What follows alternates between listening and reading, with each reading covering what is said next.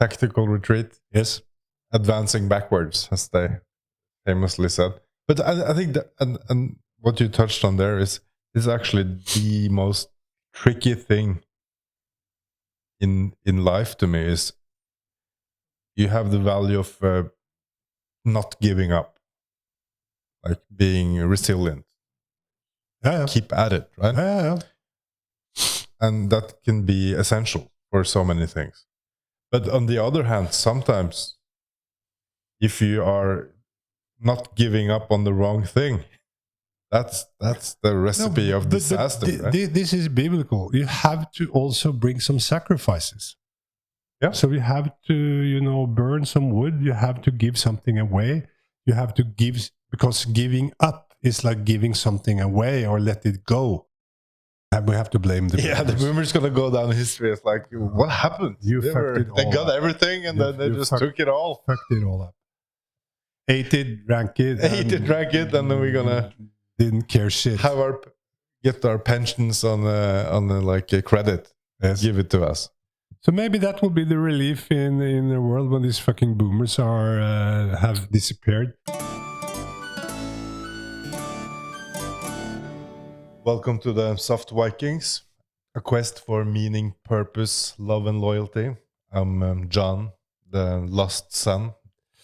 And I'm Eric, the tyrannical father. Yeah. Good morning. Good morning. So back in the chair. Back in the chair. First winter day, or it's Now the winter started. The long cold. Well, by the calendar in Norway, it's November, December, and January. That's the winter month. Yeah, but that's a lie. That's a lie. Marketing. That's pure marketing. To get some people to come here. Nothing to do with reality. It starts now and ends in May, almost. Yeah. It can snow. Yeah. You have winter nights. Yeah. In May. Yeah. You can have snow in May. It's rare, but it depends where you are in the country. It's a long country, and we're living in Oslo, and that's south, not completely south. It's still 500 kilometers more to the most south point. So the joke in the north is the summer is on a Tuesday. Yes. So you're lucky. If you're lucky. So it's a harsh country. So yesterday, first snow came. Yeah. As always, a little chaotic. People have changed their... The hope is strong. Yes. In people. Like, it will be fine. Yes, it will be fine. So my summer tires will handle the ice, and then it doesn't. Well, we are prepped for the winter, so everybody knows what to do, but they're a little lazy, so they're not doing it in time. A year is enough, or half a year seems to be enough for people to forget. Yeah. So that's the attention span for some people are it's not long, and that kind of goes into it's the delusions people have, how irrational people can be, right? That you don't need winter tires. Or irrational. Winter comes anyway. Yeah, and that's the point. You can pretend it doesn't, but it will. But we love the winter, right? We enjoy it. We love the snow.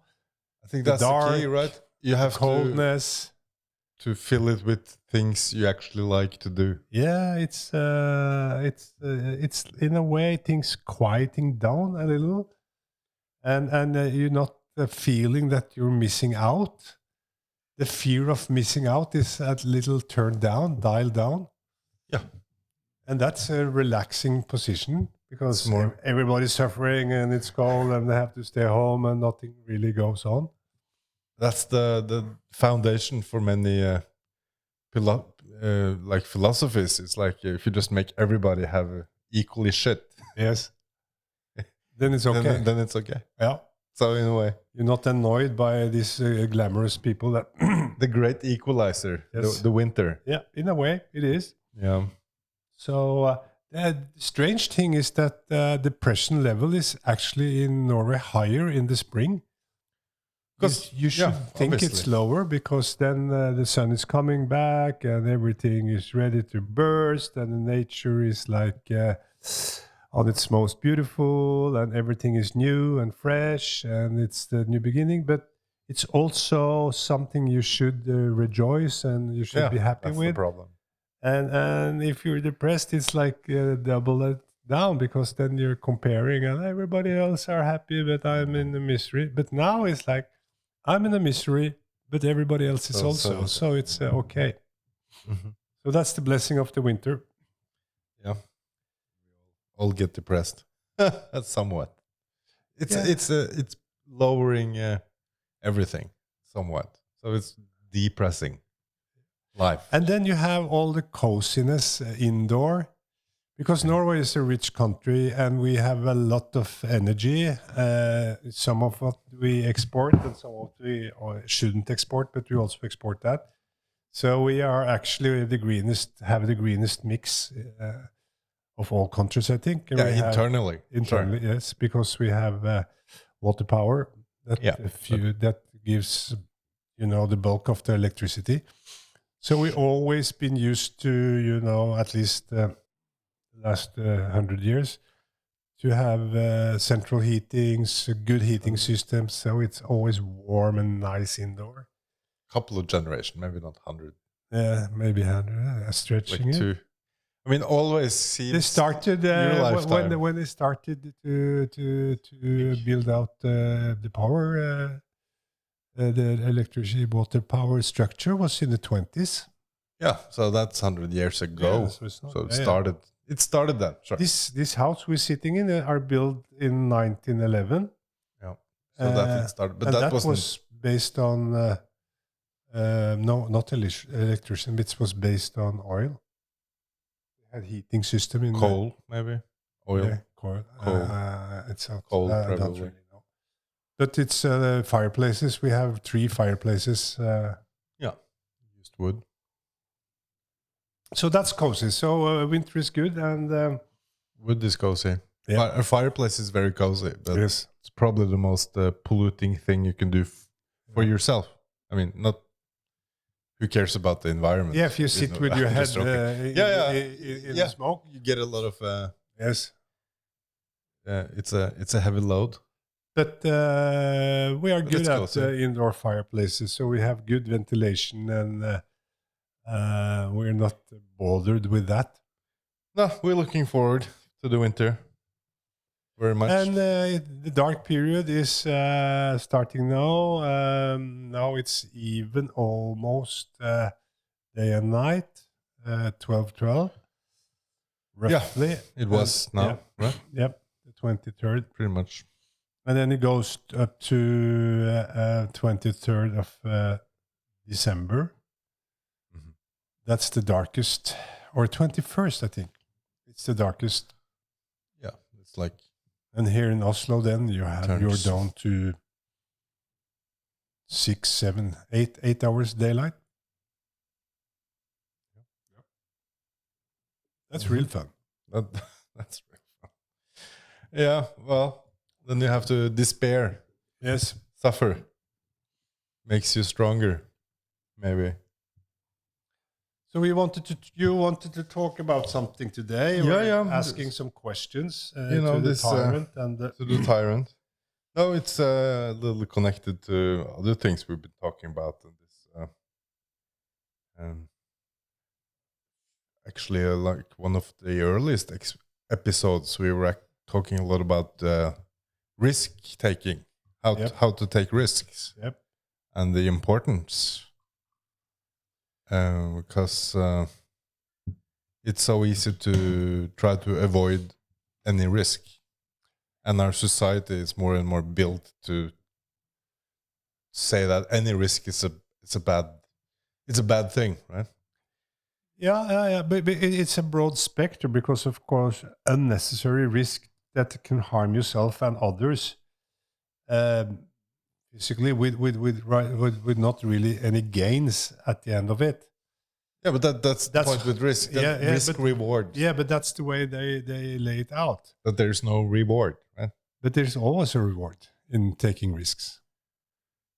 Yeah, and there is because either you manage it, and that's a huge reward, whatever you do. Yeah.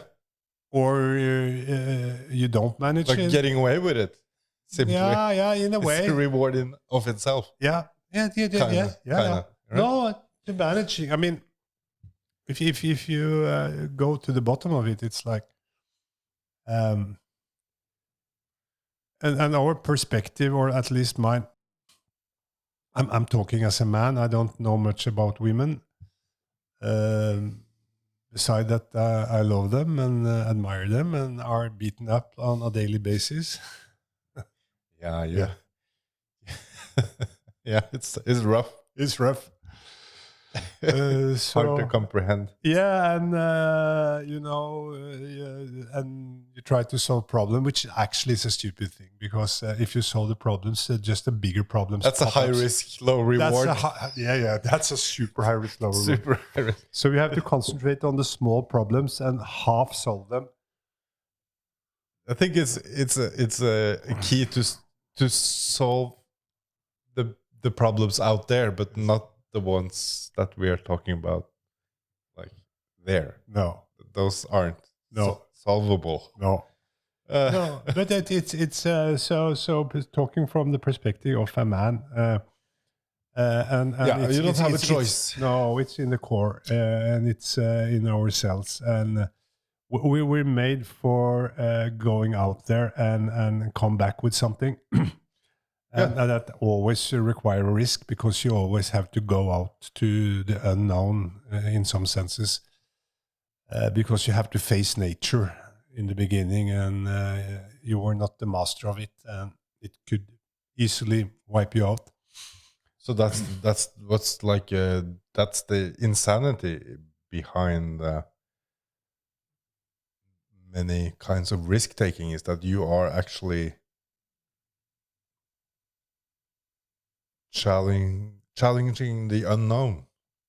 You don't know, and you're kind of leaping out. I think that's a definition kind of, thing, right? Of risk. Yeah, in a way, unknown outcome, right? So you don't know what's going to happen. Outcome has to be unknown, because if not, there is no risk. But even worse, when you, like, for example, if you're going to make a business, and you're making something that hasn't been done, not like you just doing another franchise of McDonald's, but you're doing something that's different. It's unknown. Yeah, you can't tell. But on the everything is unknown. We don't. Yeah. We don't know what's happening around the corner. None of us. Sure, you have that. You have that old spiel of like known unknowns and that whole thing. And of course, there's different kinds of unknown. Of course, but not to drift away in philosophy, and then just to stick to some more what shall you say, practical view. So that's the question. Do you have to be crazy to start a business in Norway?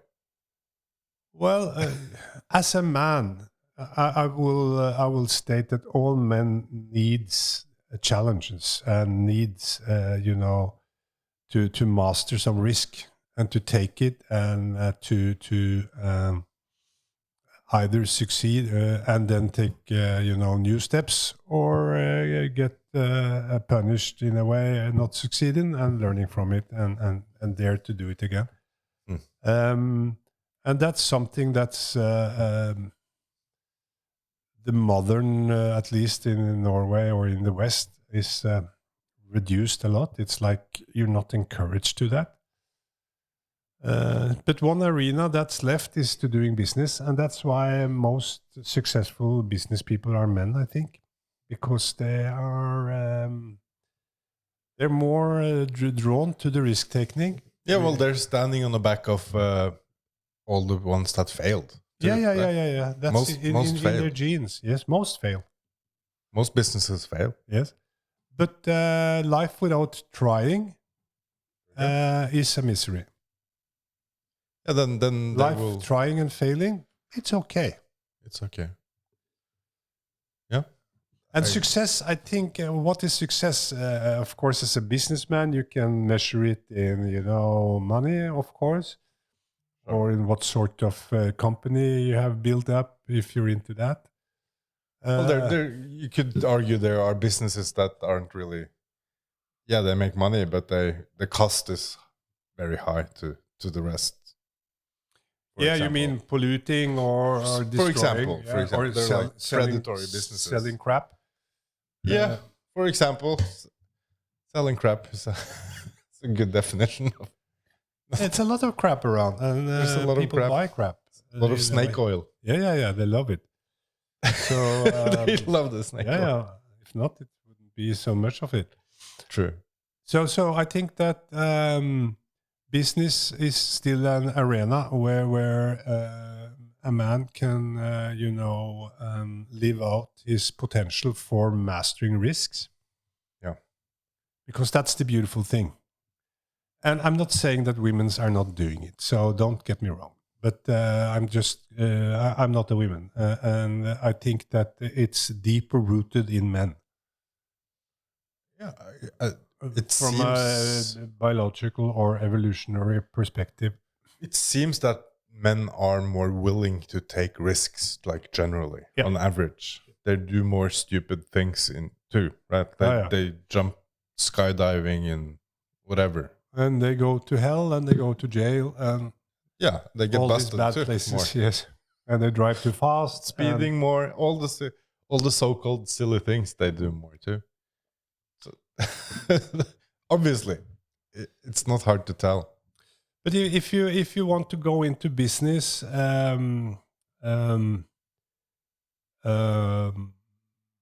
you need some motivation. Of course, it's a place where you can take risks and master it. Of course, it's openly exposed to competition.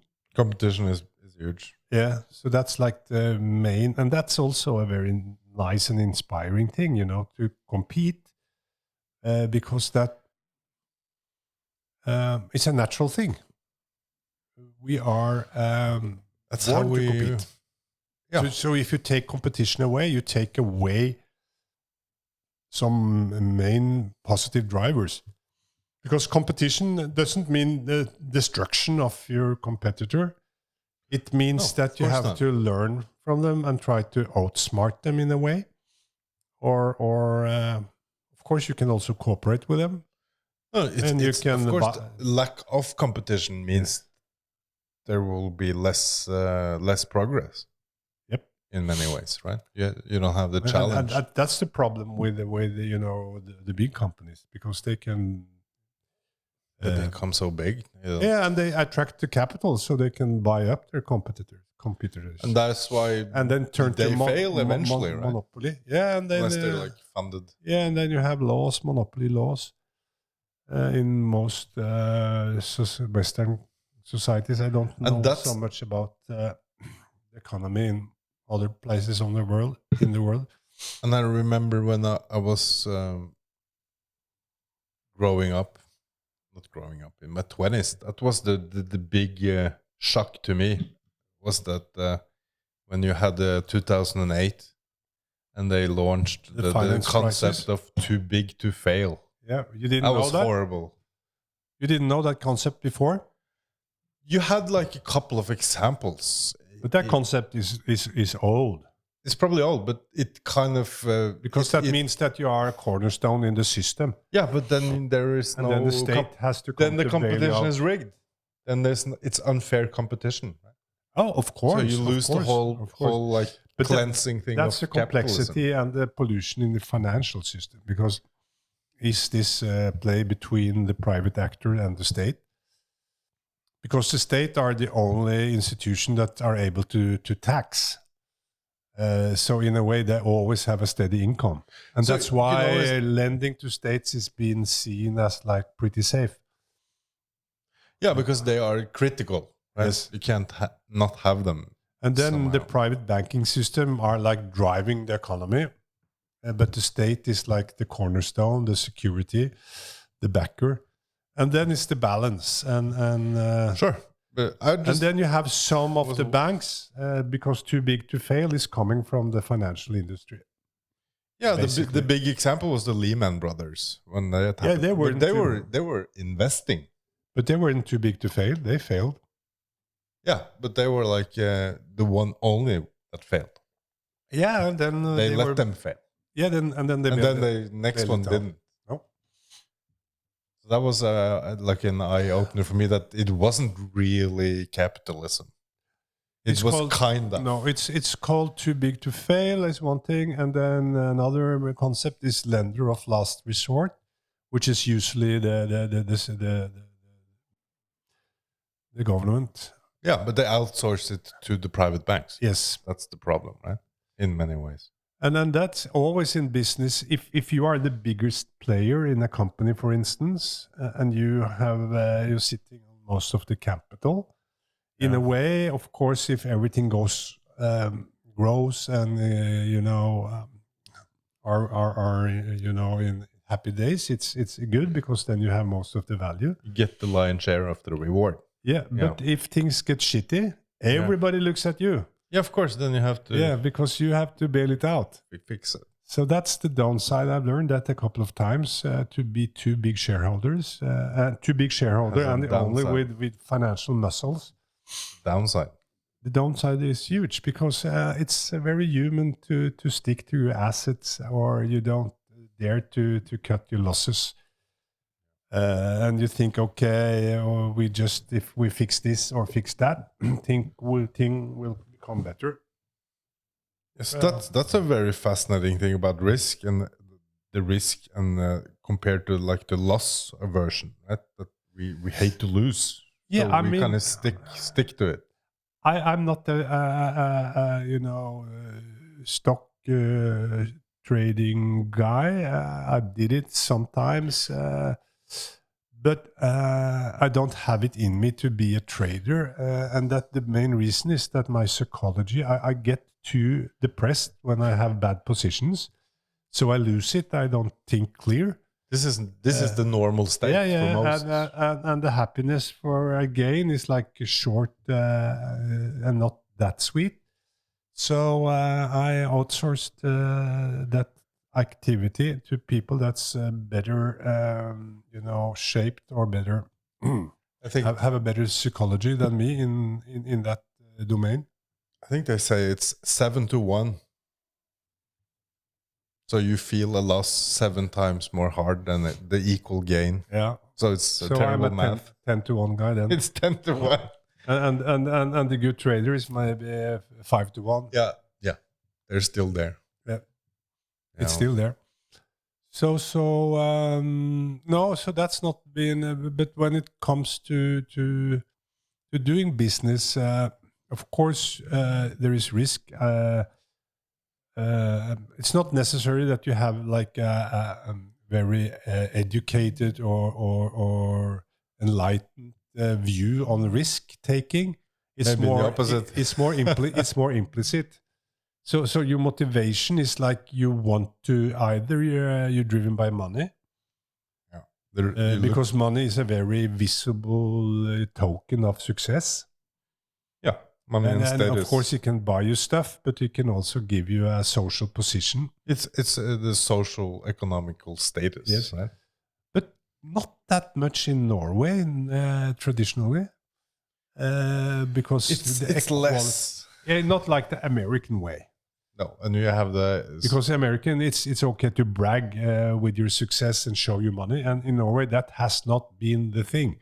you had the Only the last like, 20, janteloven, yeah, right? only the last 20 years that's been like popping up because everything that happens in America happens here, but just a little later. So the culture has shifted. Now Absolutely. it's more and more like flashing and just check out Instagram. It's all about how much you can display of wealth and so on. Yeah, and we are for the moment we are in the art industry or our business of art, and I see there also a lot of artists on Instagram or on different platforms. They are like bragging about sold out. We sold that much art. Yeah. And come on. Marketing trick, right? Yeah, but come on. An artist, of course, an artist should make art and be concerned about that, and not to be concerned about sold out. And Well, maybe you should outsource that part to some they can come to manager. me and I can sell it. You can solve it. No, it seems to me that the people love to be an artist, but they don't want to be the poor, starving artist. It's a rough path. No, it's again, what is your source of motivation if you want to, establish a business? Is it money? Of course, it's always part of the equation. Maybe not the dominant factor, but it's part. But I think, in a way, business is like art. You have, I think, really successful business people. They have an urge to create because Yeah. they have an idea Yeah. or a concept or something that's more vague or something, and they want to see is it possible to put this alive and make it work, and how would it look, Yeah. and how will it function? It's creating something. So I would say, the art of doing business, it's a real art form. So creating a business is definitely, you could call it an art form, Yeah, I would say so, definitively. because there's some creative and there's some insanity. There's a lot of elements. Yeah, of and I think that also go for artists. You say this, the starring artist, because to make a business, you have to have some deeper drive, because it's not a joke, and you will, meet obstacles, small or big, all the time. You have to work with people, and they're basically stupid, or they want to screw you up, or both. Yeah, a lot of sharks in the And water. the hard thing is that you screwed up by stupid people. That's a really depressing one. That hurts me even more. That hurts a lot. The smart shark, that's Yes, okay. yes. That's stupid. So, to navigate in that the territory, you need endurance. Yeah. So that's like number 2, motivation and endurance. And I guess those goes together. So you don't fucking give Right. up. Of course, and sometimes you have to give up, or you have to change your route, or that's not like giving up, but you have to adjust. That's another perspective, because you have to create, and if you're knocking your head to a wall of brick, maybe you should take 3 steps aside, or try to outflank it, or go another direction, or something like that. Tactical retreat. Yes. Advancing backwards, as they famously said. But I think that, and what you touched on there is actually the most tricky thing in life to me, is you have the value of not giving up, like being resilient. Keep at it, right? Yeah. And that can be essential for so many things. But on the other hand, sometimes if you are not giving up on the wrong thing, that's the recipe of disaster. Right? This is biblical. You have to also bring some sacrifices. Yeah. So you have to, burn some wood. You have to give something away. You have to give, because giving up is like giving something away, or let it go. Yeah. If you sacrifice, for sure. But that's the tricky part. It's like you have to be able to take the risk, live with the risk, adapt to reality, consume some losses, but not give up. Never give up. I think that's you had this Norwegian philosopher, Arne Næss, which was like a eco-guru type of philosopher. Funny guy. And they were really some asking him, what's your advice? Do you have, your philosophy? Keep going.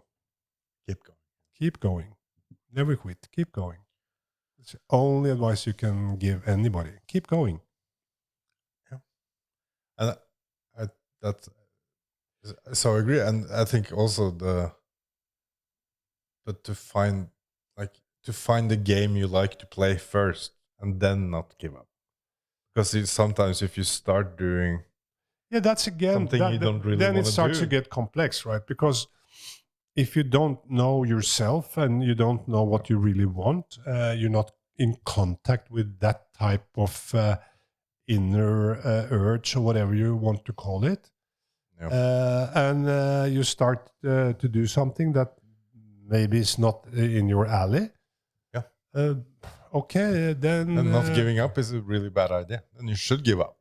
yeah, you should give up. Find But something else. in one sense, you should give up. But I would phrase it differently. You should change your course. Yeah, it's like pivot. Yes. Maybe you have to retreat a little, secure your basic position, look around, and go another way. Yeah.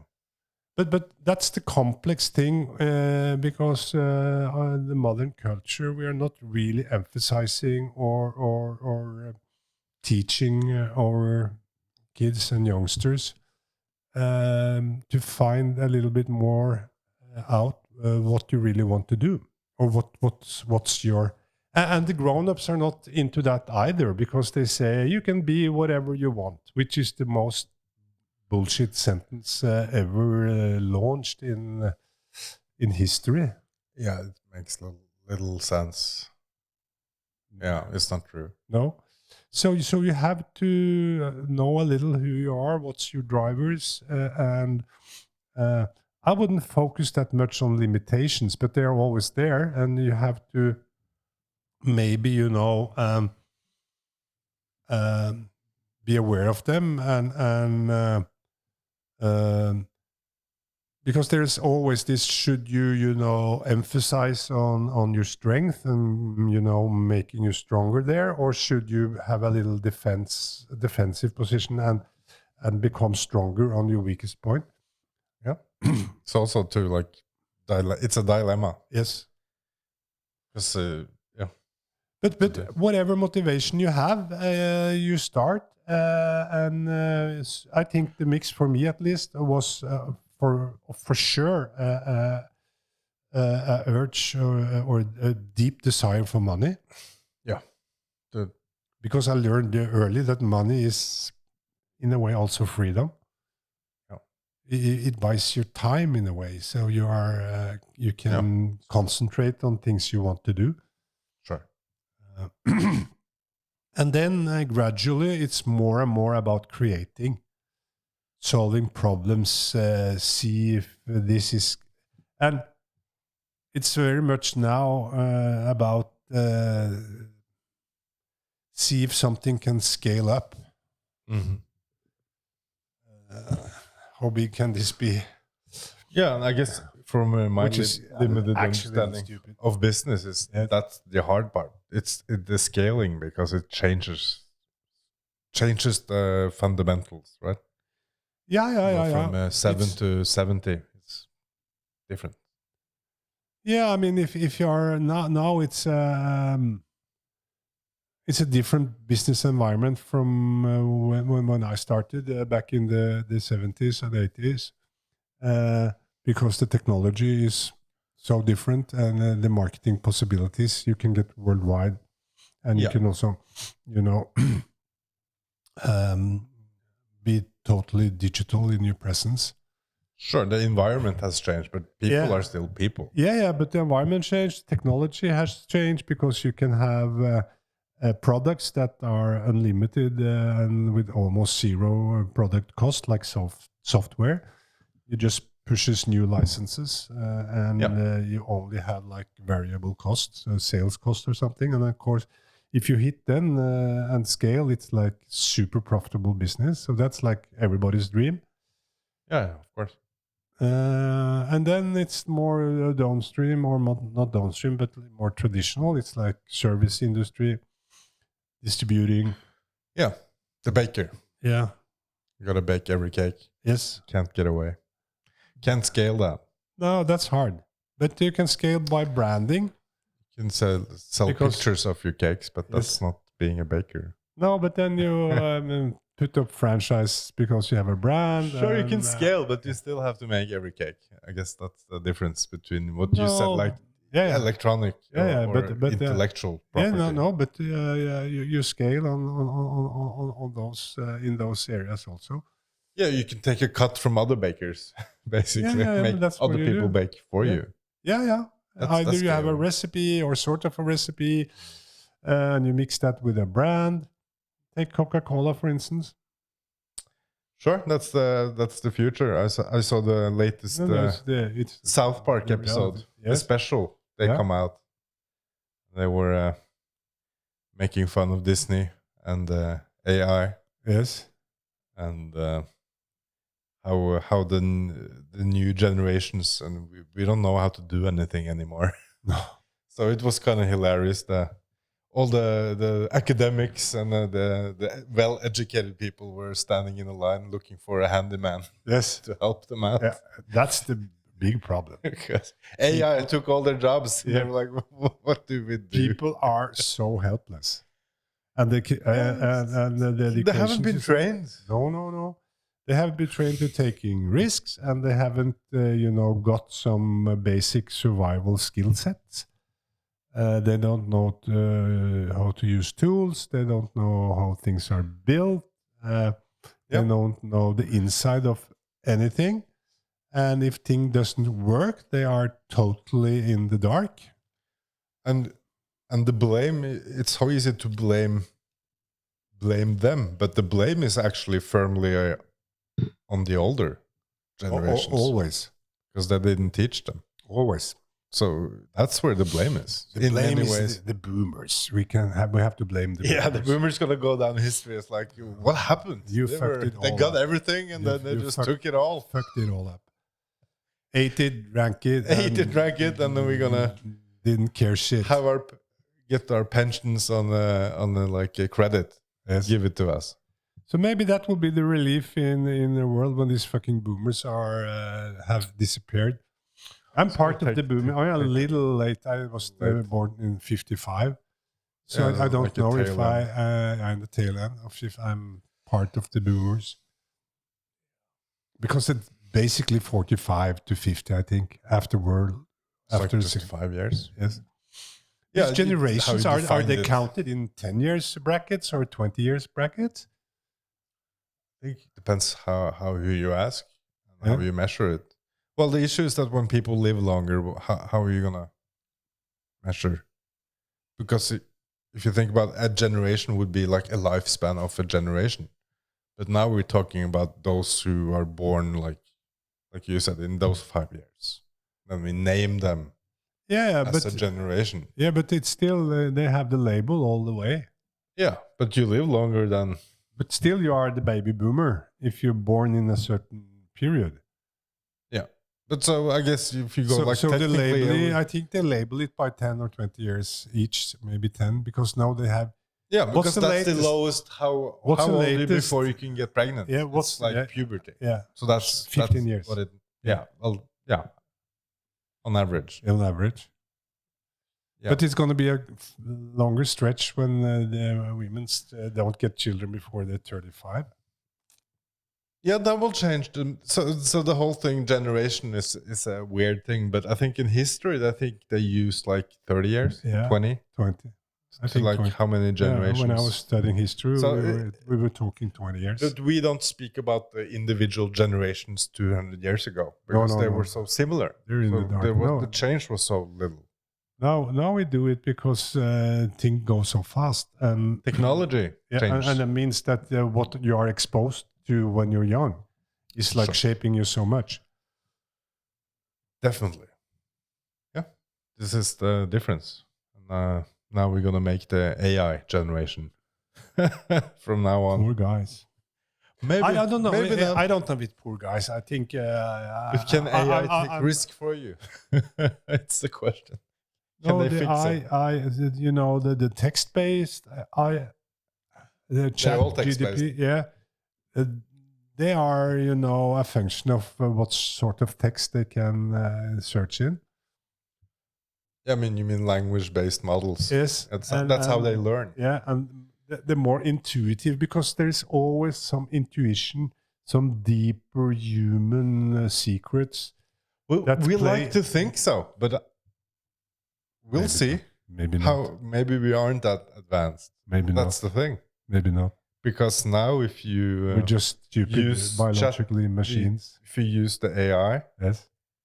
and they'll give you answers that are better than what More most people are smarter. able to do. Have you spent some time on ChatGPT? Sure. Yeah. Playing around. Yeah. I haven't done It's it yet. they are like at the moment they're more like an idiot savant. They're very good at some things, and some things they're like hopeless. They're very good. For instance, if you write the big text, they can give you the summary. For example. But that's gonna. We don't even know. It's gonna come more and more, and then you reach the point where they can start training each other. Then something will happen, and we're not there yet. But when AI can start training AI, and something's gonna then it's gonna be a singularity takeoff. is That's what coming they in. call it, right? Yes. The Terminator Yes. movies become relevant again. No, so that's going to be a changing business, and that's probably the new unknown in most businesses is how to deal with this new technological development, but right? you have this, that And it's unregulated. No, but it's economy is interesting because there's always business to be done in the whole stretch of the army, because in the front there is like the new Sure. shit, whatever happens, development and blah blah blah. But no, in the back troop or it's always a long tail, and they need food, they need to drink, they need Sure. to shit, And this is what and somebody has to take care of that course. also. But and this is what, at least with AI, which is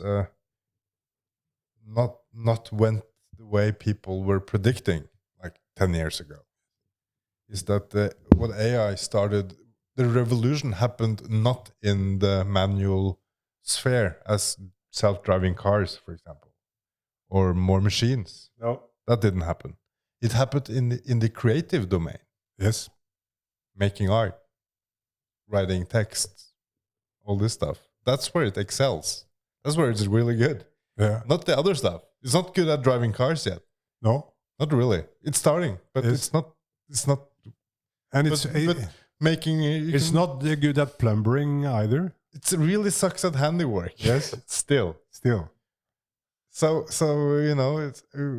it seems that it's a kind of it's gonna outcompete a lot of the middle class, the middle intelligence, all this. Maybe going to go you away. should phrase it differently. It maybe will change the whole education system.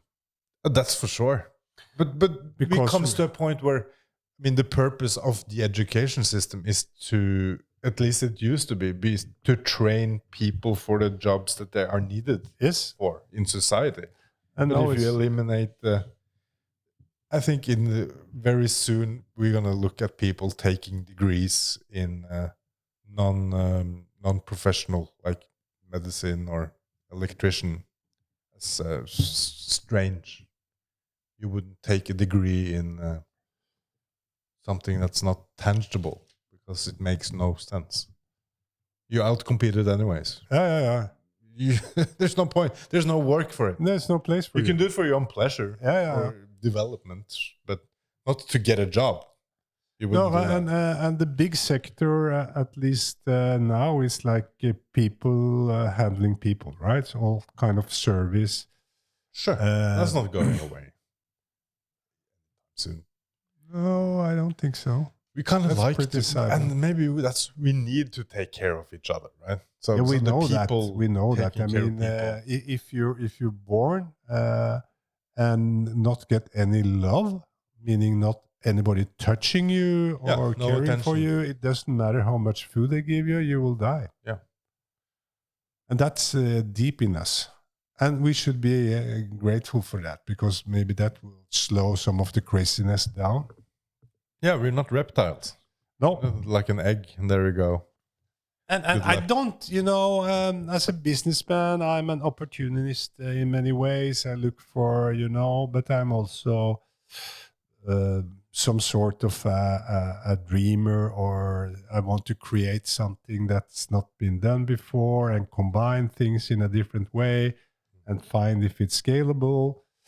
I'm not a technology guy, even if I build up some technology companies. That's more by accident and I really was looking for it. Like managing people who do, in a way. Yes, and be the strategy guy, and find the money and get it rolling.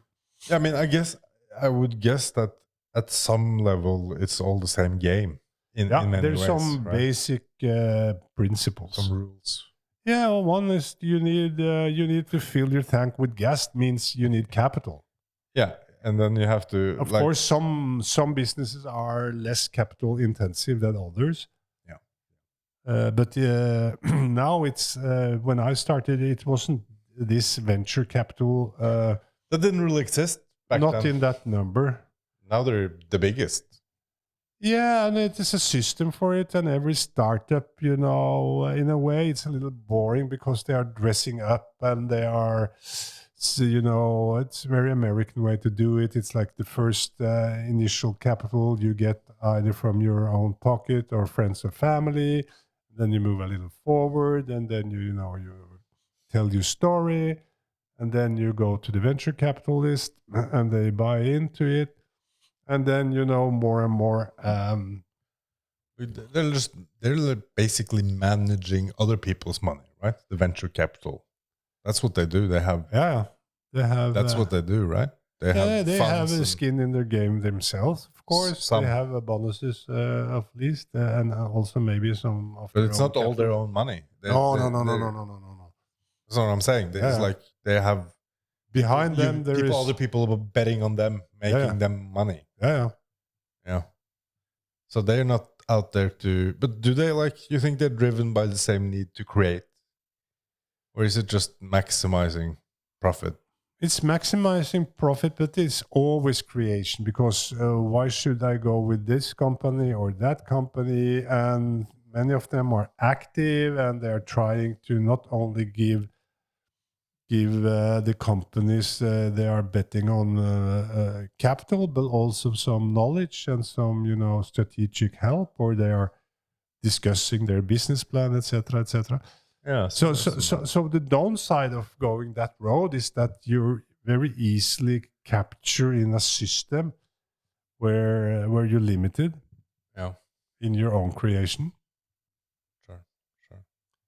And it's a number game, of course. A venture capitalist is a number game, because you need a lot of bets, and some of them goes directly to Mars, and the other one never launches. And the sum total is a good risk reward.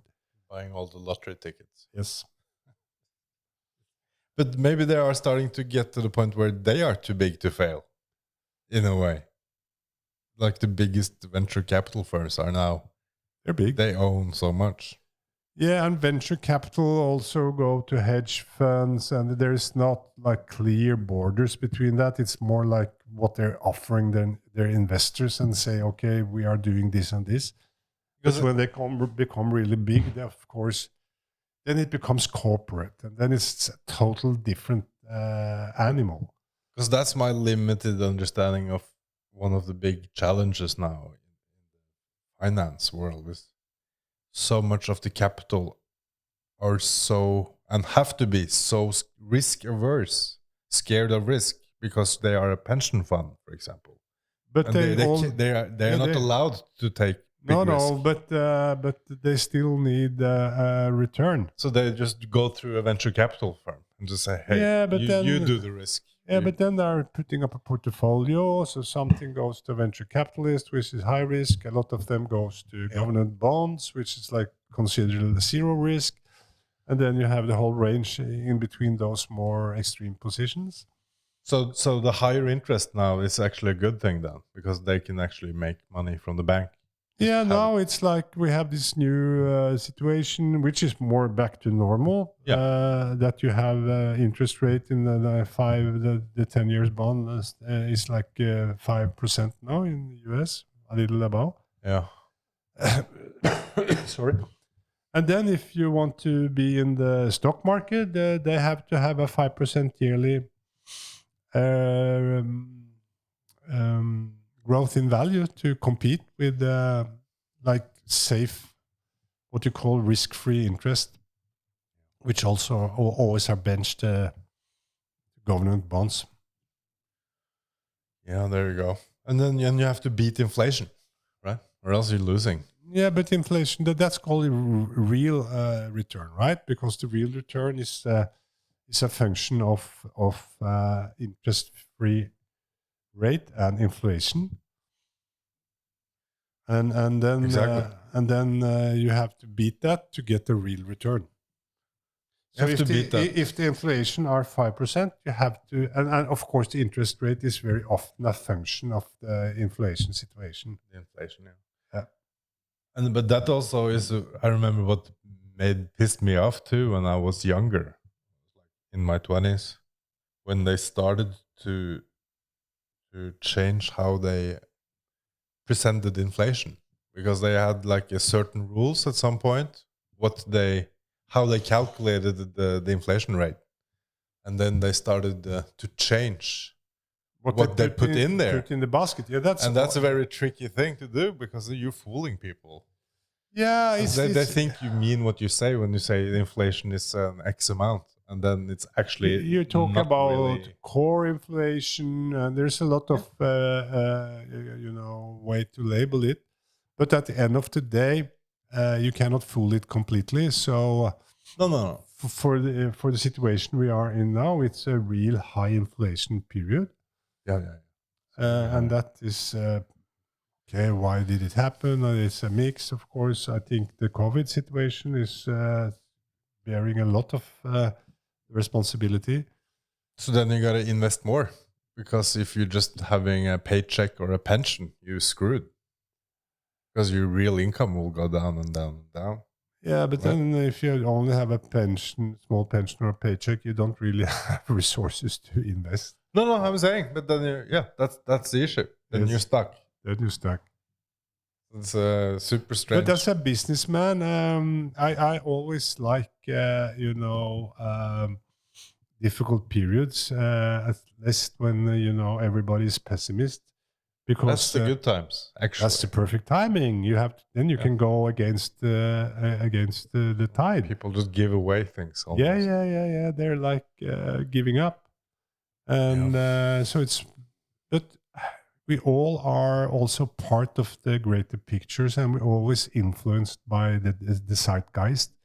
So when everybody is depressed, it's easy to get depressed yourself. So you gotta. That's the reason why everybody it's like spreading. Of course, it's spreading. So then, as a business person, a guy, you have to handle and look at risk differently. Yeah, you feel that the risk is higher when everybody else are depressed, but basically it's lower. It's lower, and when everybody's having a good time, you should be like warriors. Then you should be afraid. Now we should because sell. Most stupid investment are done in a booming market. Peak. Yeah. Now you see all the guys that's suffering from. I'm gonna lease that car now. This green wave that came in the COVID period. And those value has imploded. A lot of the high tech also, which are promising you you're gonna have a cash flow deep into the future, is also a different value. And so it's all about the different type of businesses in different periods. So when the interest rate is low, growth cases are very high valued. So what I'm trying to get at is that you can get lost in from like I'm not haven't that much experience myself, but I can imagine you can easily get lost in all this. What you're supposed to do, the numbers, the trends. Yeah, but and it then you depends just on have, but you just have to do it too, no, it right? depends, of course, on your business and where you are. If you are a startup or if you are established and want to grow, and what sort of industry you are in. Is it a mature industry? Can you be a disruptor in a mature industry? Or are you a front runner with new technology? It's so many different aspects of what sort of business you're running. But of course, the generic part is also there always.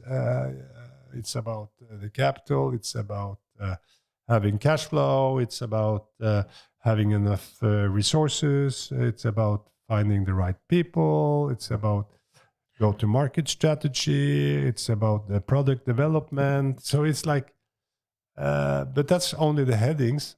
But when you come to the practical and the rollouts, it's very specific based on Yeah, the segment or the market you're in, or what's your basic idea, or what's the product you want to deliver.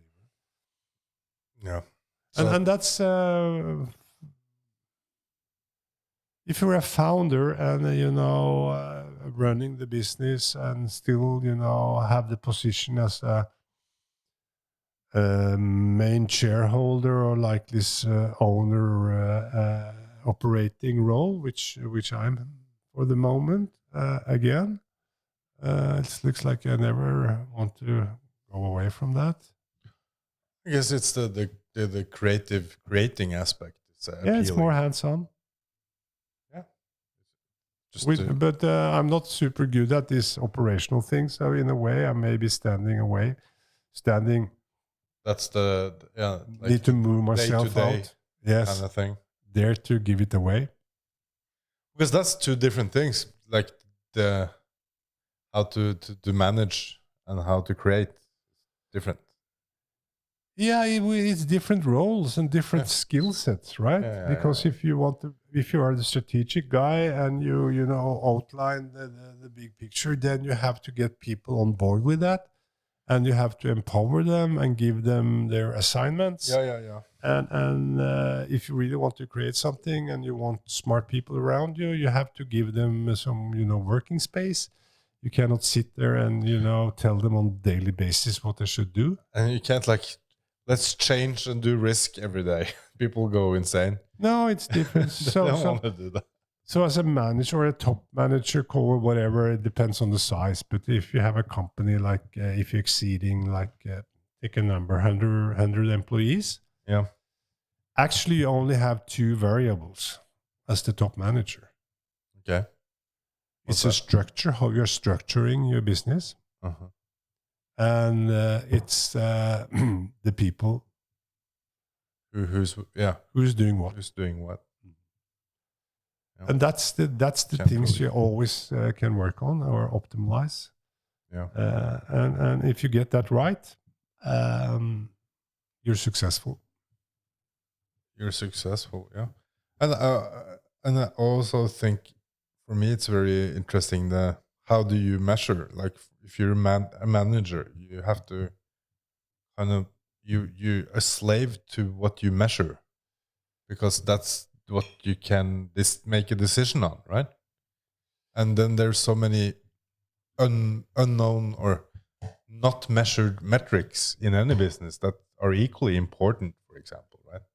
Yeah, the measuring is a real tricky part. Like for example, you can measure how many hours were you at work is one measurement, but doesn't mean actually you were doing more than another person who were not there as much, but way more.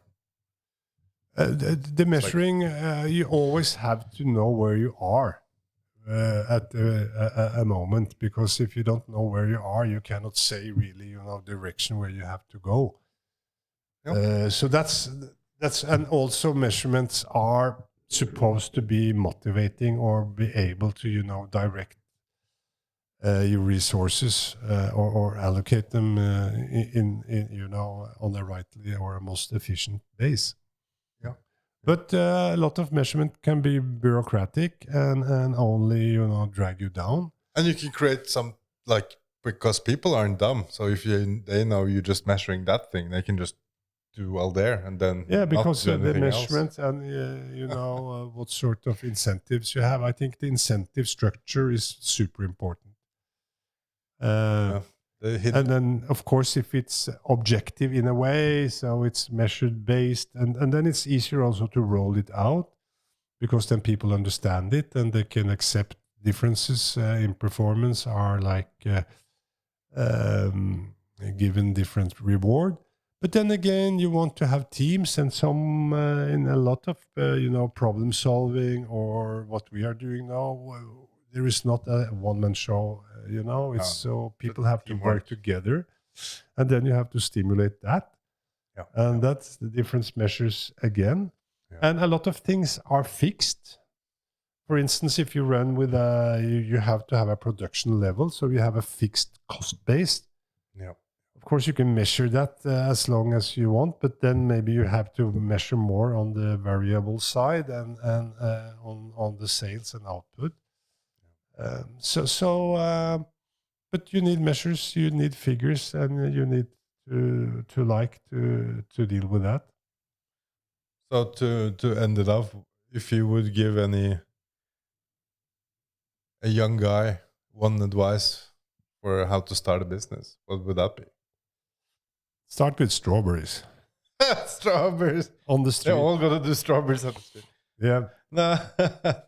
Well, no, because that's a marketing thing. Because everybody has the same product and learn how to sell. Yeah, the winner basically. Yeah, you gotta learn how to sell. Yeah, because at the end of the day, you're either selling an idea or a story or a product. Selling is like, for many, it's a word that you react on, but you have to have the ability to create a vision or a dream or something that other people are curious about and want to participate in or take a part of. It's like being a good storyteller. Yep. In many ways, right? It's all about that. Good story. To get people on board. Then you buy the toothbrush. Yes. Whatever. The customer. Strawberries. And in a big company, it's the customer and your employees. It's in a way they are part of the same, because your employees has to be motivated, and so has the customer. So the story has to play both ways, and that's the beauty. If you are not selling snake oil, but you have like something that are needed. Yeah, something as we like doing now, art. Something of value. Yeah, art is super needed because it's playing into people's feelings or people's anticipation of what they really don't know, and creative and something new and everything, and that's super important. But if you are selling donuts in big numbers, maybe not so contributing to the human. And if you're selling even more crappy products, but how should you get your people to be behind that? Or if you are in the weapon industry, or starting to get harder to motivate people if you work in the then industry, you have to create some strange story. But people buy that also. Like you work in big tobacco. How do you justify? People buy that also. Weird. Yeah. But at the last, I would say, okay, that was the one advice, and the other one, if you want to choose, which kind of domain you want to start, or which kind of market or whatever. This is maybe contradictory, but the safest place is, of course, low in the Maslow pyramid, like basic needs. Yeah. Food or hugs. Yeah. Drugs. Drugs. Go for drugs. The basic ones. The basic one. Yeah. Like coffee. Coffee. Yeah. Coffee. That's a winner always. Coffee, alcohol. But it's a lot of players in that. Well, it's a big market. And hard to scale also. Hard to scale, yeah. Yeah. So maybe stay off that. So it's but it's very safe, and it's got to start to learn how to tell that story. It's recurring. because that's also the beauty. You want recurring business, meaning your clients come back. And that's also lowering your marketing cost. And that's also so insane. We have the marketing has been such specialized business that you can now have a business and not really be able to tell a story, and you just hire PR marketing. And they tell it but for that's you. part of it, right? You need storytellers for you. Yeah, so we become very advanced in this, so we know how to sell things. They can explain you what you're doing, or they can, scramble together a story for you. Yeah, beautiful people having fun. Yes, picture is usually the baseline of all advertisements. Yes. You cannot send a Gaza picture and no, you don't sell much coke then. No, but you sell the papers. Yeah, that's a different business. That's a different business, and I'm glad I'm not into that click based. That to work in that business is that's cynical. Yeah, people think that's it's brutal. awful to read, but to make is not even much better. You've been in that. No, you have depressing. To be. But you become flat you out. It's gonna. You have to become like take such a distance from. Yeah. So you become very cold cynical. And calculating. Yeah. Because you know that your biggest pay, and you try to your big payday is the big shit day. But and you try to rationalize it. That you have to. Yeah, in all sort of way that you're giving people information, but that's fucking bullshit. You just distract them. Yeah, big time. Better to sell strawberries. Yeah, go with strawberries, coffee, drugs. Coffee drinks. Okay, guys. Okay. See you next time. Bye-bye.